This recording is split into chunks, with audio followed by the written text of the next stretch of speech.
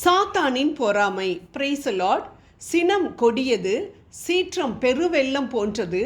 ஆனால் பொறாமையின் கொடுமையை எதிர்த்து நிற்க யாரால் இயலும் என்று நீதிமொழிகள் 27:4 வாசிக்கின்றோம். யோபுவை சோதிக்க சாத்தான் தீர்மானித்ததின் காரணம் பொறாமை.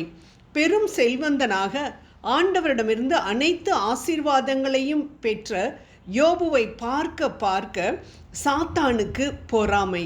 ஆம், தேவனுடைய பிள்ளைகள் வாழ்ந்து சுகித்திருப்பதை பார்க்கும் பொழுது அதை அவனால் தாங்கிக் கொள்ள முடிவதில்லை. அவன் உலகத்தின் அதிபதி என்று அழைக்கப்படுகின்றவன் அல்லவா? அதனால் தனக்கு பிரியமானவர்களுக்கு, தன்னை பின்பற்றுகிறவர்களுக்கு அவன் கனத்தையும் மகிமையையும் செல்வத்தையும் கொடுக்க பிரியப்படுகிறான். அவர்களை தனக்கு அடிமையாக்க விரும்புகின்றான். அடிமையாக்கிய பின் அவர்களை அவன் கண்டு கொள்வதே இல்லை.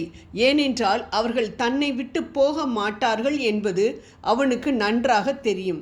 அதனால் அவனது நோக்கம் எல்லாம் தேவனை அண்டிக் கொண்டிருக்கும் தேவனுடைய பிள்ளைகள் மேல்தான்.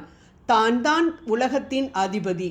அதனால் தான் கொடுக்கும் மாயமான நன்மைகளினால்தான் மக்கள் செழித்திருக்க வேண்டும் என நினைக்கிறவன் அவன். அதனால் தேவனின் தயவினால் செழித்திருக்கும் தேவ பிள்ளைகளை பார்க்கும் பொழுது அவனால் தாங்கிக் கொள்ள முடியவில்லை. அவர்களை பார்த்து பொறாமைப்படுகின்றான். பொறாமையோ எலும்புருக்கி என்று நீதிமொழிகள் 14:30 வாசிக்கின்றோம். சாத்தானுடைய குணாதிசயங்களில் ஒன்று பொறாமை. ஆம் அன்பானவர்களே, தேவனுடைய பிள்ளைகள் வாழ்ந்திருப்பதை, செழித்திருப்பதை அவனால் தாங்கிக் கொள்ள முடியவில்லை. அவனுக்குள் பொறாமை அனல் பற்றி எரிகிறது. ஈசாக்கின் மேல் பொறாமை கொள்ளும்படி பெலிஸ்தரை தூண்டிவிட்டவன் அவன். தொடக்க நூல் 24:14. யோசேப்பின் மேல் பொறாமை கொள்ளும்படி அவனுடைய சகோதரர்களை தூண்டிவிட்டவன் அவன். தொடக்க நூல் 37:11. ஏன் இயேசுவை பரிசேயர், சதுசேயர், வேத பாரகர்கள் பிலாத்துவிடம் ஒப்பு கொடுத்தார்கள்? சாத்தான் அவர்களுடைய உள்ளத்திலே பொறாமையை தூண்டிவிட்டதினால்தான். மத்தேயு 27:17. பொறாமையே இயேசுவை சிலுவையில் அறைந்தது. பொறாமையே அவருக்கு முள்முடி சூட்டியது. இன்றைக்கும் சாத்தான் அநேகருடைய உள்ளத்திலே பொறாமையை விதைத்து கொண்டிருக்கின்றான். நாம் ஒருபோதும் பொறாமைக்கு இடம் கொடுக்க கூடாது. அப்படி கொடுப்போம் என்றால் நாம் மறைமுகமாக சாத்தானுக்கு இடம் கொடுக்கிறோம் என்றுதான் அர்த்தம். தேவனுடைய அன்பு நம்முடைய உள்ளத்தில் நிறைவாய் இருக்குமானால் அந்த அன்பிலே பொறாமை இல்லை என்பதை திட்டமும் தெளிவுமாய் நாம் அறிந்து கொள்ள வேண்டும். 1 கொரிந்தியர் 13:4. பாருங்கள், உலக பிரகாரமான எந்த தகப்பனும் தன்னுடைய மனைவிக்கும் பிள்ளைகளுக்கும் தகுந்த பாதுகாப்பை ஏற்படுத்துவான்.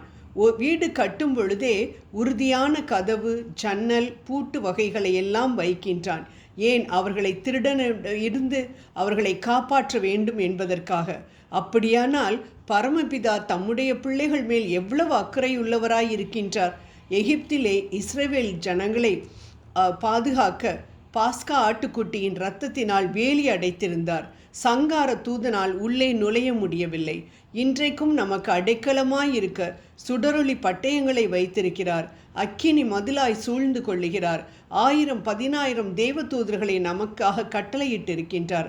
அப்படியானால் ஏன் ஆண்டவர் சாத்தான் நம்மை சோதிப்பதற்கு அனுமதி வழங்க வேண்டும் என்று அநேகர் கேட்கலாம். ஆண்டவர் ஒரு நாளும் யோபுவை முற்றிலும் அழித்து விடுவதற்கு அனுமதி கொடுக்கவில்லை. யோபு 1:12.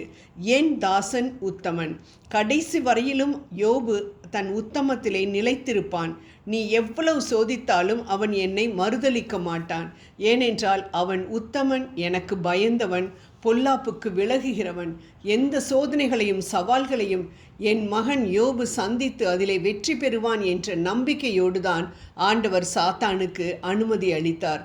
அதே போல ஆண்டவருடைய பிள்ளைகளே, நமக்கு வருகின்ற சோதனைகள் நாம் உத்தமன் என்று நிரூபிக்கட்டும், நம்மை பாக்கியவானாக கொண்டு வரட்டும். அது ஆண்டவருடைய நாமத்தின் மகிமைக்காகவே முடிவடையட்டும். ஜெபம் செய்வோம்.